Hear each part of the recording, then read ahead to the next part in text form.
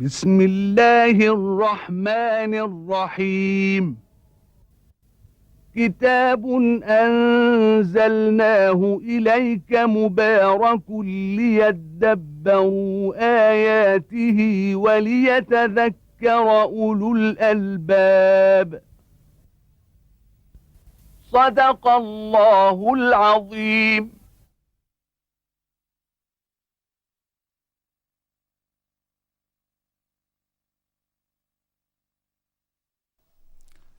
الحمد لله رب العالمين، والصلاة والسلام على المبعوث رحمة للعالمين سيدنا ونبينا محمد وعلى آله وأصحابه ومن اهتدى بهداه وعمل بالسنة ليوم الدين. وبعد، فيقول الله تبارك وتعالى: بسم الله الرحمن الرحيم. قل أعوذ برب الفلق من شر ما خلق، ومن شر غاسق إذا وقب، ومن شر النفاثات في العقد، ومن شر حاسد إذا حسد. بسم الله الرحمن الرحيم. قل أعوذ برب الناس ملك الناس إله الناس من شر الوسواس الخناس الذي يوسوس في صدور الناس من الجنة والناس. سورة الفلق وسورة الناس هما المعوذتان، وقد ثبت فيهما حديث النبي صلوات الله وسلامه عليه الذي رواه الإمام أحمد إلى عقبة بن عامر الجهني رضي الله تعالى عنه أنه قال: خير ما تعوذ به المتعوذون قل أعوذ برب الفلق قل أعوذ برب الناس. وقال: نزلت علي سورتان لم ينزل مثلهما قط، أي في موضوعهما، موضوع يعني التعوذ. وكان النبي صلوات الله وسلامه عليه يقرأهما يعني كل ليلة مع قل هو الله أحد، وينفث في يديه ويمسح صلى الله عليه وسلم يعني رأسه وجهه وما استقبل به جسده صلى الله عليه وسلم. وكان يعوذ بهما الحسن والحسين صلوات الله وسلامه عليه. وقد جاء في حديث البخاري بأن النبي صلى الله عليه وسلم لما سحره لبيد بن الأعصم اليهودي، رأى النبي في نومه أن يعني جاءه آت ملك عند رأسه وملك عند قدمه، فسأل أحدهما الآخر ما به؟ قال: مطبوب. قال: ومن طبه؟ قال: فلان. وقال: في أي شيء؟ قال: في مشط ومشاطة في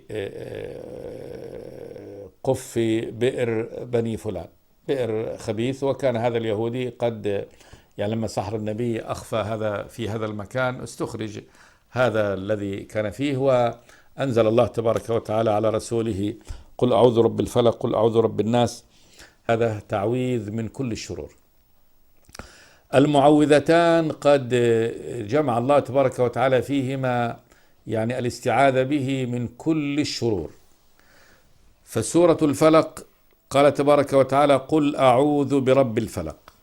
أعوذ العياذ واللياذ بمعنى الالتجاء والحماية، والله تبارك وتعالى هو الذي يكفي عبده ويحميه من كل شر ومن كل ما العياذ به، اللجوء إليه سبحانه وتعالى، الالتجاء إليه إنما هو حماية سبحانه وتعالى من كل شر. فالله هو الذي يحمي عبده ويكفيه سبحانه وتعالى. قل أعوذ برب الفلق. الله سبحانه وتعالى أول صفة هنا أنه رب الفلق.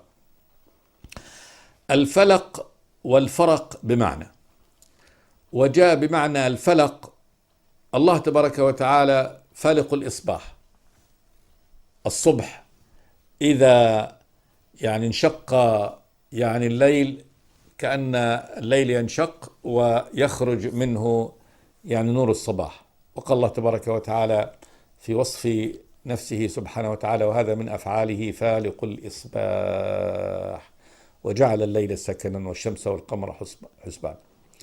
كذلك الفلق جاء في الفلق بمعنى في القرآن بمعنى فلق النواة، كما في قول الله تبارك وتعالى: إن الله فالق الحب والنوى يخرج الحي من الميت ويخرج الميت من الحي. فالله تبارك وتعالى فالق الحب والنوى، هذه الحبة تكون هذه متماسكة بعضها مع بعض، الله يفلقها سبحانه وتعالى، يخرج منها يعني الساق إلى أعلى والجذر إلى أسفل. هذا من فعل الله تبارك وتعالى. الله رب الفلق، سواء الفلق في الإصباح، في الحب والنوى، في يعني إخراج الحي من الميت. فالله رب الفلق، ربه خالقه وسيده وفاعله سبحانه وتعالى. فالرب يحمل كل هذه المعاني. قل أعوذ برب الفلق من شر ما خلق. من شر ما خلق، وهنا هذا عموم ما خلق الله تبارك وتعالى من الشر، هذه استعاذة من كل الشرور. من شر ما خلق، فالله تبارك وتعالى قد خلق أشياء لها شر، فأعظم يعني هذه الشرور شر الشيطان الرجيم. الشيطان هو أكبر هذه الشرور، وكل ما خلق الله تبارك وتعالى مما يأتي بعد الشيطان من النار التي هي أعظم هذه الشرور التي تقع، يعني التي إذا وصلها الإنسان فقد أتى إلى الشر كله عياذا بالله. والشرور التي في هذا الخلق من الأمراض والأسقام والأوجاع، وكذلك من كل مخلوق له شر، له شر في أخلاقه كظلمه وغشمه ولؤمه. فالمخلوقات التي لها شرور كثيرة، فهذا استعاذة من كل الشرور الموجودة، من كل شر موجود في الدنيا والآخرة. قل أعوذ برب الفلق من شر ما خلق. ثم بعد ذلك خصوص بعض هذه الشرور، قال ومن شر غاسق إذا وقب. قيل الغاسق هو الليل، وأصل الغسق الظلمة. أقم الصلاة لدلوك الشمس إلى غسق الليل وقرآن الفجر إن قرآن الفجر كان مشهودا. ومعنى أنه غسق الليل يعني امتلأه بالظلمة، ويقال غسقت العين إذا امتلأت بالدمع. فهو الغاسق إذا وقب، وقوبه يعني مجيئه وقفزه. فالليل هو يعني وقت انتشار شرور كثيرة، فإن أهل الشر غالبا وأهل الشرور إنما يعني ينشطون في الليل، فإن الليل يسترهم فينشطون من السراق والقتال والمغتالين والمفسدين، وكثير من يعني الحيوانات التي والآفات التي لها شر إنما تنطلق في هذا الوقت. فمن شر غاسق إذا وقب. وجاء أيضا في من شر غاسق إذا وقب أنه القمر، وأن غسوقه إنما هو في حال كسوفه. وقيل وقب أي دخل، قال وقب دخل في الوقب اللي هو يعني الاختفاء والاختباء، وهذا في آخر الشهر، أو عندما يدخل القمر في الظلمة. وفي حديث أم المؤمنين عائشة رضي الله تعالى عنها أن النبي أخذ بيدها وقال استعيذي بالله من هذا، وأشار إلى القمر قال لا هذا الغاسق إذا وقب. قيل إن إذا كان المعنى القمر عند يعني دخوله في الظلمة في آخر الشهر، فيكون هذا بمعنى يعني مجيء الليل، لأن مجيء الليل وعدم وجود النهار وعدم وجود القمر كذلك فيه، فيكون أشد ظلمة، ويكون هذا أدعى لوجود يعني ما هو موجود من الشرور في وقت الظلمة. أو أن في وقت كسوف القمر يكون فيه ما يكون فيه من الشرور المصاحبة لهذا، فقد يكون الله تبارك وتعالى يخلق شرورا مصاحبة لكسوف القمر. ومن شر غاسق إذا وقب ومن شر النفاثات في العقد. النفاثات، أصل النفث هو إخراج النفخ مع شيء من البلل في من ريق الإنسان. وقيل النفاثات بهذا الجمع، جمع التأنيث، يعني النساء النفاثات وهي السواحر، أو الجماعات النفاثات ممن يعني يتعاطون السحر. في العقد، عقد الحبل، فإن من أعمال السحر وهو ما يعزم به الساحر على الشياطين، وعند كل عزمة يعقد عقدة معينة، كما جاء في الحديث أن الشيطان يعقد على قافية ابن آدم عند نومه 3 عقد، ويقول عليك ليل طويل فارقد، ويعقد عقدة وعليك ليل طويل فارقد، فيعقد 3 عقد على قافية رأسه. يقول النبي صلى الله عليه وسلم: فإذا قام من نومه، استيقظ من نومه فذكر الله تبارك وتعالى، قال مثلا سبحان الله أو الحمد لله، عندما يقوم تنفك عقدة. فإذا توضأ انفكت العقدة الثانية. فإذا صلى انفكت عقده كلها، وإلا أصبح خبيث النفس كسلان. يعني إذا لم يقم من الليل فذكر الله أو توضأ أو صلى، فإنه يصبح الصباح وهو خبيث النفس، خبث النفس هنا كسلان، من بقاء هذه العقد التي عقدها الشيطان على قافيته عند النوم. فهؤلاء الشياطين الذين يعقدون العقد، وهذه السواحر التي تعقد كذلك بتعزيمها على الشيطان، وهذا شر. فهذا شر، يعني من شر، يعني يكون هنا من شر الشياطين ومن شر السواحر التي تسحر وتعقد عند هذا. والسحر لا شك أنه يعني واقع وله شر، وكون له شر نعم، وليس تخيلا كما يعني ذهب من يعني أهل علماء الكلام وأهل يسمون العقليين الذين نفوا وجود السحر، وأنه لا وجود له، وأنه مجرد تخيل، وأنه لا حقيقة له ولا ضرر له. لا، بل هو أمر له ضرر. والله تبارك وتعالى يعني قد أخبر سبحانه وتعالى، قال: فيتعلمون منهما ما يفرقون به بين المرء وزوجه وما هم بضارين به من شيء إلا بإذن الله، ويتعلمون ما يضرهم ولا ينفعهم، ولقد علموا لمن اشتراه ما له في الآخرة من خلاق. فالسحر له أثر لا شك، السحر له أثر يعني في نفس المسحور، فقد يغلب على عقله، قد يهيأ له أنه يأتي الشيء ولا يأتيه، قد يبغضه في يعني بعض من يحب، وقد يحببه بعض من يغضب، وقد يسلبه إرادته. فالسحر لا شك أنه ولكنه ضرر، وهو بتسلط يعني الشيطان على يعني الإنسان. فأمرنا بأن نستعيذ بالله تبارك وتعالى من شر السواحر ومن شر النفاثات في العقد، عقد السحر. ثم قال جل وعلا: ومن شر حاسد إذا حسد. هذا كذلك من الشرور، وهو شر خفي كذلك كشر السحر، فإن السحر أمر خفي وضرره ضرر خفي. وكذلك الحسد يعني العين، والعين تضر، وكيفية ضررها كذلك غير معلوم، لكن لها ضرر. وقد أخبر النبي صلى الله عليه وسلم بأن العين حق، بأين العين حق، وقال: لو كان شيء سابق القدر لسبقته العين، لو شيء فيه يسبق القدر كانت العين تسبقه، فهو حق. والمعيون والعائن يضر يعني من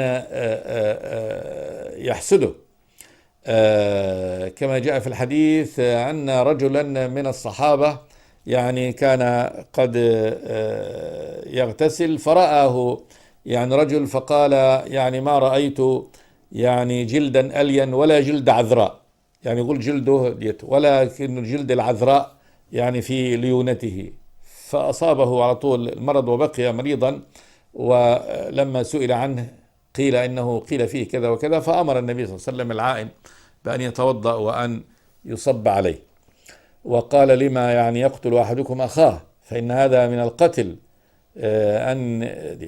فالعين حق لا شك، العين حق، وأخبر النبي صلوات الله وسلامه عليه بأنها يعني تورث الرجل القبر والجمل القدر، يعني قد يضرب عينه في بعير فيكون مآله إلى القدر يطبخ من دين، وكذلك الرجل القبر، يعني أنه قد يؤدي إلى الموت بالعين. فهي أسباب من أسباب الشر وأسباب مخلوقة، ولكنها لا ضرر لها إلا بأمر الله تبارك وتعالى، فليس شيء يعني ضربة لازم لا بد أن يكون، بل يعني ما شاء الله كان وما لم يشأ لم يكن، وله شر. لكن على كل حال العين لها شر والعين حق، ولكن كل هذا يعني السحر والعين لا يضر إلا بأمر الله تبارك وتعالى.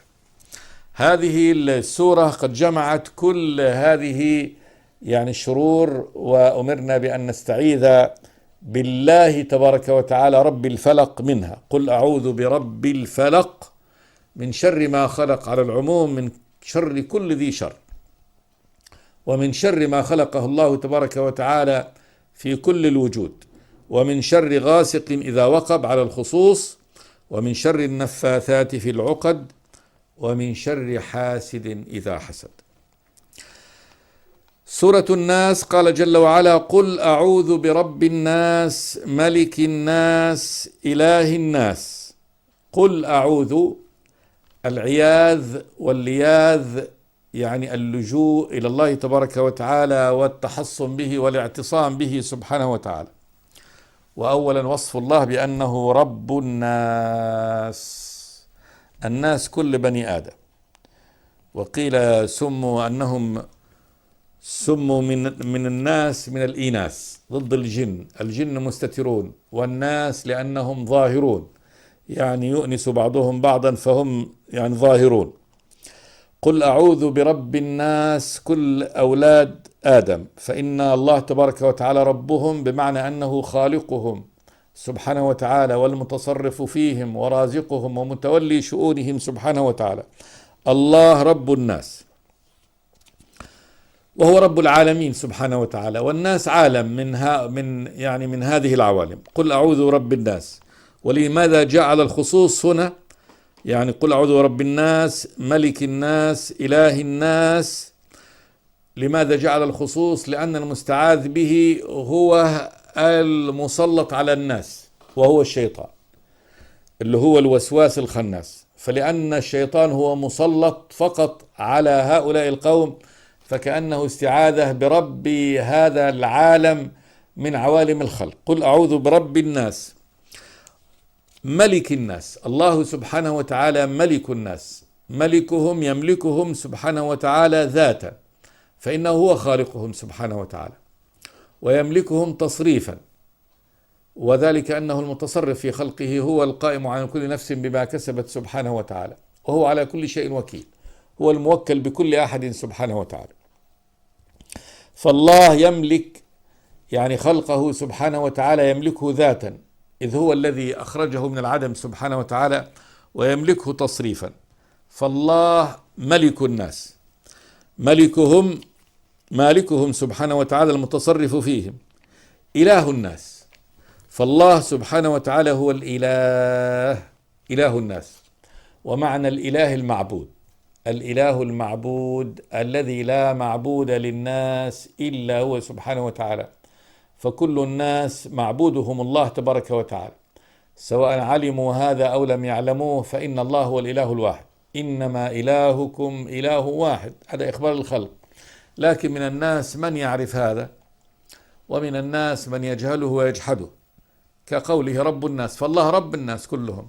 لكن هناك من يجحد ربوبيته ويقول لا، ربه فلان أو فلان، ربه هذا الطاغوت، والله هو ملك الناس. ومن الناس من يظن أنه هو مالك نفسه، وهو الذي أوجد نفسه أو أوجده موجد من هذه التي ينسب لها الخلق غير الله تبارك وتعالى.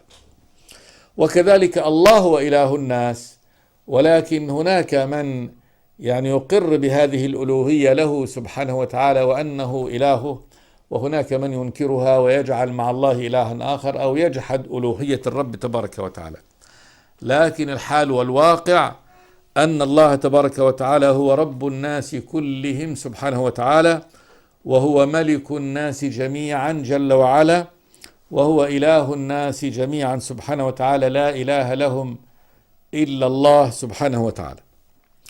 بعد أن يعني وصف المستعيذ ربه سبحانه وتعالى بهذا، بأنه رب الناس ملك الناس إله الناس، قال من شر الوسواس، يعني اللهم إني أعوذ بك من هذا، من شر الوسواس الخناس. الوسواس كثير الوسوسة هذه، والوسوسة هي يعني الإيحاء والدلالة والإخبار المستمر بصورة يعني خفية وصورة متتابعة بالشر. فهو وسواس، الشيطان يوسوس. الخناس كثير الخنوس، والخنوس هو الارتفاع والابتعاد، فسمي وسواس، والوسوسة إقدام وإعطاء، وسمي خناس أنه بعيد. وذلك أنه يعني يوسوس حال الغفلة، فإذا ذكر الإنسان ربه فإنه يخنس ويبتعد. فهذا حال الشيطان، كما في الحديث الشيطان جاثم على قلب ابن آدم، فإذا نسي الله وسوس. إذا كان هذا ابن آدم ممن نسي الله تبارك وتعالى، فإن الشيطان يوسوس له ويمده ويأخذه إلى ما يأخذه من آفاقه ويقوده إلى النار عياذا بالله. ولكن وإذا ذكر الله خنس، إذا ذكر العبد ربه سبحانه وتعالى خنس، يعني ابتعد الشيطان. قد قال الله تبارك وتعالى إن الذين اتقوا إذا مسهم طائف من الشيطان تذكروا فإذا هم مبصرون، وإخوانهم يمدونهم في الغي ثم لا يخسرون. وقال ألم ترى أن أرسلنا الشياطين على الكافرين تؤزهم أزا تحركهم تحريكا المعاصي بما توسوس لهم.